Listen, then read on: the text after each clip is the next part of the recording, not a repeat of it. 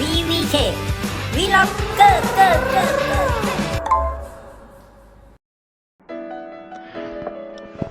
โอเค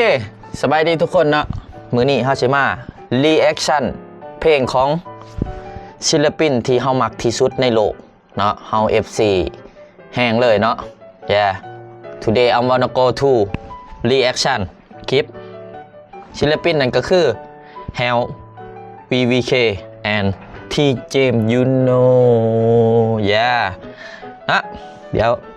เฮารอคอยมาดนแล้วเนาะศิลปินผู้นี้ถือว่าเป็นศิลปินที่เสียงดีและก็รอเนาะมีครบจบอยู่ใน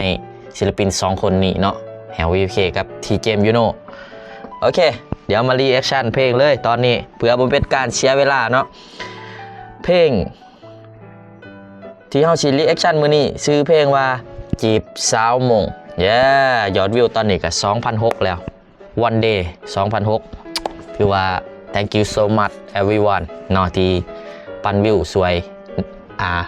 ไอดอลของเฮาเนาะมา let's go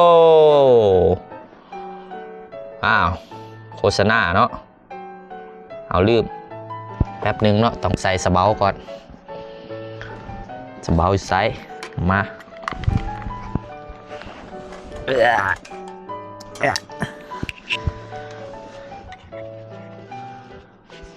อะไร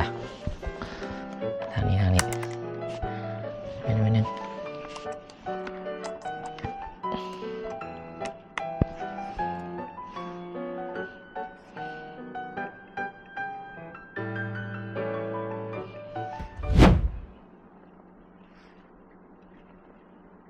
มา3 2 1 let's go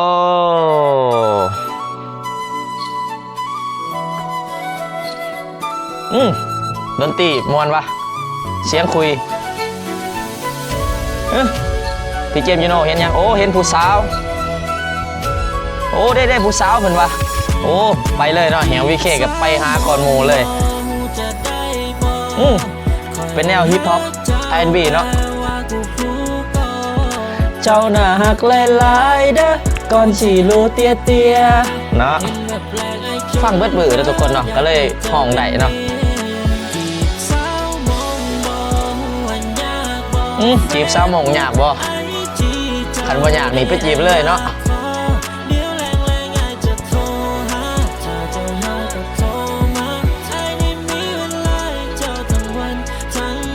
โอ้ดนตรีคักเนาะนี่เฮลโลยอชงผู้สาวนางเอกอะเนาะกับโมเมนต์ไทยนอกจากไม่เนาะเพลงนี้ที่จริงไทยไปด้นแล้วเนาะตามที่ข่าวเขาสืบมาเนาะหาก็มาปล่อยสาวมองตาหักตาแปลงแบบนี้ไปก็อยากมีโอเค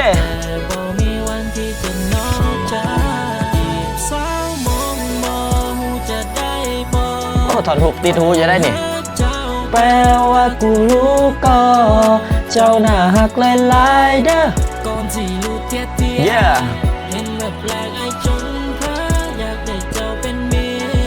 จีบสาวมองบ่ฮู้ว่ายากบ่เฟซบุ๊กไอจีเจ้าได้ไอ้อยากขอเดี๋ยวแรงไอ้จะโทรหาเจ้าเฮาก็โทร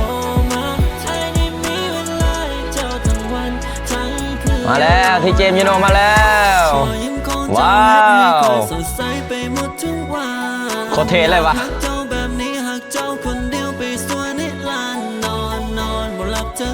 คิดฮอแต่จะบอกว่าจะนอนหรือตอนตื่นดึกดื่นเที่ยงคืนจะบ่ได้ขอไปหาชาบ่ได้เห็นหน้านี่มันนอนบ่หลับหัวใจมันกระซับกระส่ายคิดนอนแม่บางอ่อนหลายหัวใจมันก็วนก็วายพอได้เห็นหน้าอันนี้ก็โคตรสมายสามองอายว่าเป็นอายเนี่ยว่าเป็นแต่ว่าอายอยากได้ผู้สาวพอมองนั้นมาเป็น one two three โอ้รอแต่ว่าผู้นี้ใส่แว่นตาอีกโอ้หรือว่าโซฟาน่าเว้ยโอ้ทางหลังน่ะจีบกันแล้วเนาะ เห็นแบบแปลกไอ้จนเพ้ออยากได้เจอ นางเอกยิ้มบาดได้จีบผู้เบาละลายเบิดเนาะไปสิเบิ่ง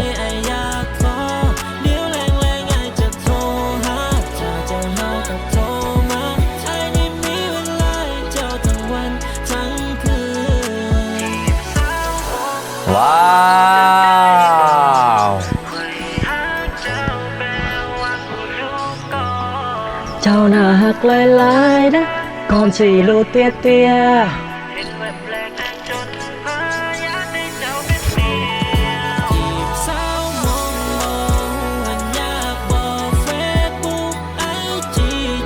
โอ้นางเอกไปท่องเที่ยวเนาะนางเอกก็เป็นยูทูบเบอร์เนาะนี่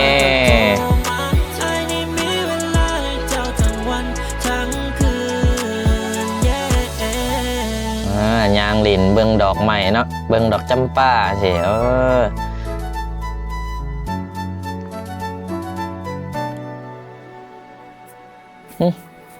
ยอจงโอ้สบายดีคุณวะเป็นสาวมงอ้าวบ่แม่นสาวมง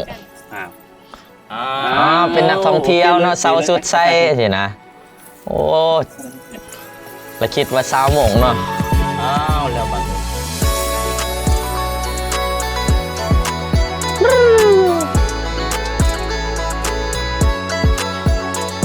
โอ้เป็นนักท่องเที่ยวคือกันนะทุกคนเนาะเป็นนักท่องเที่ยวมาเที่ยวนะแต่ว่าบังเอิญว่าผู้บ่าวสองคนนี่เห็นแล้วลงมักเนาะลงมักในความงามใส่ชุดสาวมงสินะโอเคจบไปแล้วเนาะว้าวยอดวิวตอนนี้กะอ้าวขึ้นแล้ว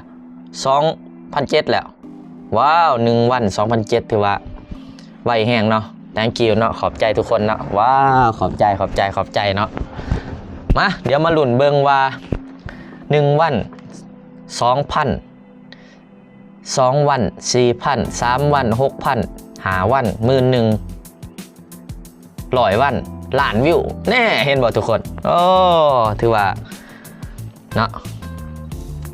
จบไปแล้วเนาะเดี๋ยวมาเบิ่งแรกๆเนาะเฮาสิมาสรุปเรื่อง MV นี่ง่ายๆก็คือเปิดฉากมาผู้บ่าว2 คนมาที่แหล่งท่องเที่ยวหมู่บ้านหนึ่งเป็นหมู่บ้านชนเผ่ามงเนาะแล้วก็มาบังเอิญว่ามา2 คนเนาะผู้บ่าวเอา2 คนนะมานำกันน้องมาลิน2 เสี่ยวแล้วมาเอิญมาเห็นผู้สาวเนาะงามใส่สุดมงเนาะโอ้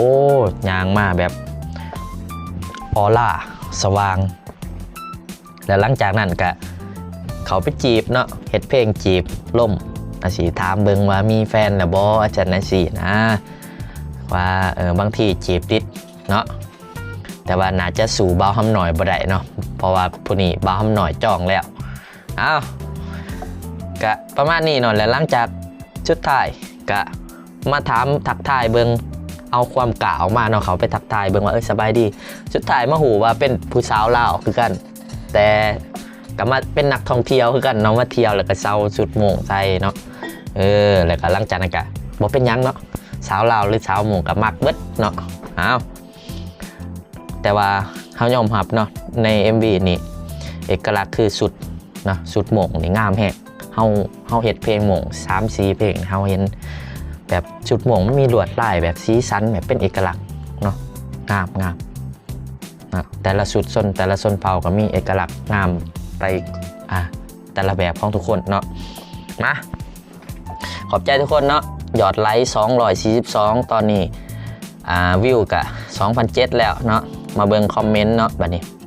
Hello เนาะแฮว VBK Vlog โอ้อันนี้เฮาไปคอมเมนต์ใส่เนาะHello แล้วก็มีคนมาตอบบัดนี้ Hi 8โอ้ Hi เฮ้โอ้ Hello เด้อสบายดีทุกคนเด้อมาโอ้มีคนกะหัวใจเลยกะคันโอ้สงสัยเสียบ้านเนาะบ้านโลกเด้วดครับแล้วก็เม้นนี่โอ้เป็นยังคือมาร์เก็ตเพลงมงลายบ่เข้าใจเพลงลาวดีๆก็มีงงโอ้บ่ต้องงงนะทุกคนเนาะที่จริงคำถามนี่ก็เป็นคำถามง่ายๆเนาะ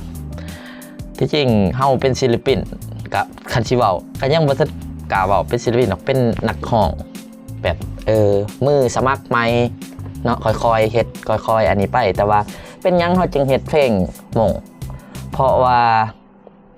FC เฮาเนาะ มีทั้งคนลาวมีทั้งคนเวียดมีทั้งคนชนเผ่าหมงมีทั้งคนเมกาเนาะเฮาก็เลยทั้งในตอนที่เฮามีในเมื่อที่เฮามี FC หลายปานนี้แล้วเฮาก็ต้องเฮ็ดเนาะบางที่เฮาก็เฮ็ดเพลงลาวไปนำเฮ็ดเพลงหมงเฮ็ดเพลงลาวให้ FC ลาวเฮาฟังเนาะเฮ็ดเพลงหมง FC หมงเฮาฟังเฮ็ดเพลงเวียดกะห้องเวียดกะเฮ็ดให้ FC เวียดฟังเนาะอย่างแต่อเมริกาแหละห้องถือห้องพิษไปซั่นแหล้วเนาะมีแต่กำลังเฮียนอยู่เนาะก็ง่ายๆนะทุกคนเนาะก็สุดท้ายแล้วก็มันเป็นสิว่าจะได้วะมันเป็นสร้างสุดท้ายแล้วก็สร้างความมวลซื่นให้ทุกคนเนาะก็ฟังไปเนาะทุกคนเนาะเพราะว่าในซองนี้ที่จริงในซองนี่คันมาสังเกตเบิ่งก็เฮาก็บ่ได้เฮ็ดแต่เพลงหม่งหลายเด้ล่ะเฮาก็เฮ็ดเพลงอันนี้นำเนาะนี่เพลงหม่งแล้วนี่เพลงหม่งห้องเวียดนามแล้วก็นี้เด้เพลงลืมคนเก่าราคาเท่าใดกับเพลงลาวเนาะเป็นเพลงอกหักอันนี้ก็เพลงหม่งจบที่เฮาเบาที่สุดกับเพลงลาวแล้วก็เพลงอยากเป็นเคยหม่งแล้วก็เพลงคำขึ้นนี่ก็เพลงลาวซอดำกับเพลงลาวเนาะในเพลงลาวเฮาก็หลายอยู่เนาะในซองก็เต็มทุกคนเนาะก็เฮ็ดสุดท้ายแล้วก็เนาะก็เฮ็ดไปอันใดม่วนก็เฮ็ดเนาะทุกคนเนาะก็ฟังแบ่งกันไปเนาะเพราะว่าเฮาคันเฮาเฮ็ดได้หลายอย่างแต่ได้แฮงดีเนาะบางคนน่ะก็เจ้าก็อยากเฮ็ดแบบเฮาอยู่แต่ว่าบางทีก็เจ้าเฮ็ดบ่ได้สินะในเมื่อที่เฮาเฮ็ดได้เฮาก็เฮ็ดเนาะบ่เป็นหยังเนาะก็ใส่ก็เป็นความสุขเนาะของเฮาแล้วก็ทั้งของ FC นำมาเบิ่งคอมเมนต์ต่อไปอีกโอ้กูดจ็อบบ่ล่ะเนาะภาษาหม่งก็โยเฮลเนาะเฮายอมรับเลยเฮาบ่เก่งภาษาหม่งแต่ว่าเฮามักเนาะเฮามักเครื่องดนตรีหม่งมักคนหม่งเนาะที่เฮาสัมผัสรู้สึกว่าแฮปปี้เนาะม่วนเนาะแล้วก็กาหัวใจสีฟ้าthank you so much เด้อ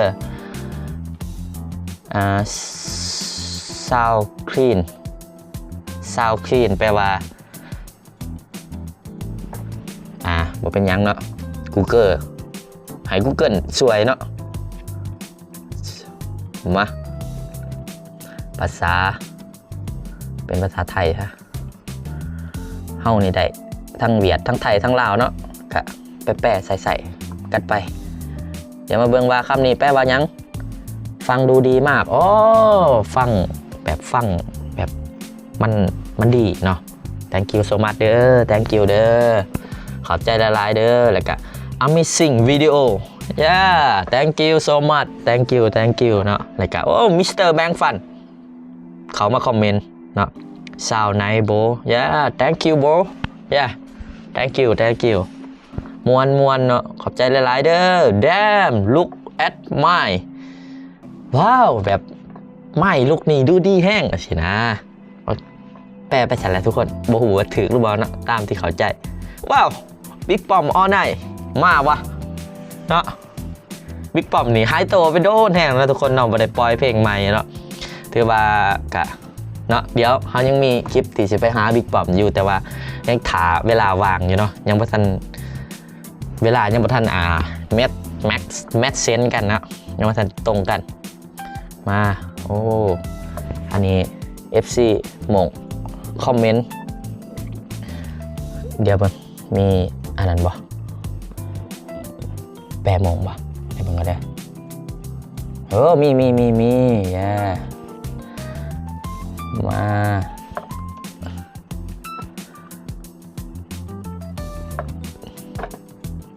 น่ารักจริงๆอัวเจ้าเนาะขอบใจเด้ออัวเจ้า thank you so much เนาะตูลูขอบใจเด้ออัวเจ้าFC เวียดก็มีเห็นบ่เป็นยังอันนั้น FC เฮาของภาษาเวียดนะทุกคนนะเพราะว่า FC เวียดก็มี FC หม่งสินะคนหม่งแต่ว่าเวียดเฮาเนาะเฮาก็บางโปรเจกต์ที่เฮาเฮ็ดเนาะบางทีบางคำเฮาบ่เข้าใจเฮาก็ถาม NT1 เนาะ NT1 นี่เป็นคนหม่งเวียดเนาะเฮาก็เว้าภาษาเวียดนำกันเนาะ แต่ก็มีน้องชายอยู่นี่คือกันเนาะคนลาวก็เป็นคนหมงลาวเนาะก็อันนี้ก็ช่วยๆกันไปเนาะโอ้พี่แจ็คกาหน้าก็มาคอมเมนต์เนาะโอ้วันที่25นี่ยินดีนำเด้อสิได้เมียแล้วเนาะอยู่ลาวจะได้เมียลาวเนาะพี่แจ็คเนาะแล้วก็ good song thank you so much แล้วก็ hi สาวลาวwatching โอ้สาวลาวใส่สุดใส่สุดมงงามหลายสิเนาะสาวลาวwearing her มง clear were beautiful ตามที่เขาเข้าใจแบบนี้เนาะทุกคนเนาะ hi เนาะแล้วก็โอ้ FC เวียดคอมเมนต์ว่าเจื้อไทยเกตเธอเปยโซฟานานี่แปลว่าโอ้ยังบ่ทันเห็นยังบ่ทันเห็นห้องกับโซฟานาเนาะแบบอยู่น้ำกันดนนะแต่บ่มักเนาะทุกคนบ่มักโซฟานาก็เลยบ่ห้องนับเนาะว้าว hello mom เนาะซิสเตอร์มีนาก็มาคอมเมนต์good job เนาะ good job แปลว่าดีหลายเนาะ good job แล้วก็โอ้ K9P Channel FC from Thailand เนาะมีเงินนะทุกคนนะเห็นป่ะ FC มีเงินปานได้นี่ไปอยู่ไทยเลยเห็นป่ะแล้วก็บ่อยู่น้ำไอ้น้องเดี๋ยวจะหน่อยนี่เงินเบิดนี่มาหาไอ้น้องถ่ายคลิปนะว่ะได้เงินแล้วก็ไปเที่ยวบัดนี้โอ้ K9P แล้วก็ Tail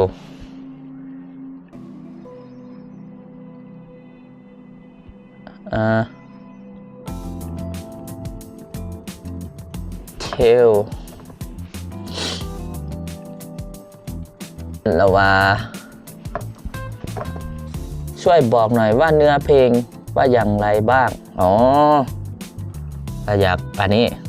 อยากให้น่าจะอยากให้เขาแปลเนื้อเพลงเนาะภาษาลาวเพราะว่า FC เขาห้องเป็นภาษาลาวดิจีบสาวหมงเนาะ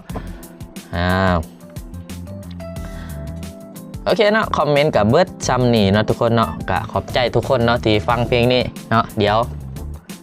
ยังสิมีเพลงใหม่หลายเพลงอยู่นะทุกคนเนาะสิมาสปอย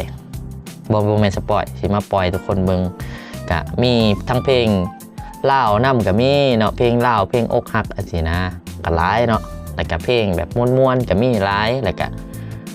เพลงเวียดก็มีเนาะหลายเนาะเพราะว่าเพลงเฮานี่ยังเป็นขังเพิ่นเนาะแล้วก็ยังอีกเพลงหนึงเนาะน่าจะHello Mom เนาะมีน่าจะรอถ่ายอยู่เนาะเห็นแท็กเฮาเพลงเฮาฟีดกับ PAP Beat Band เนาะเดี๋ยวเนาะตอนนี้เพลงหันแล้วเบิดแล้วเนาะแต่ว่าตอนนี้ค่าอย่างหนึ่งคือยังบ่ทันวางเถื่อเนาะยังแบบ Beat Band ยังค่าเลี้ยงลูกอยู่เนาะเฮาสิไปกะยังบ่ทันวางเถื่อเนาะแต่ว่าไปบางทีกะตอน Beat Band วางเฮาก็บ่ทันวางเนาะเดี๋ยวนัดกันก่อนเนาะหาเวลา make sense แต่ว่าปล่อยแน่นอนเนาะเพลงนี้เฮาเกียมไว้อยู่มีแผนอยู่เนาะแผนอยู่นะเดี๋ยวเพลงนี้ก็สิถือว่า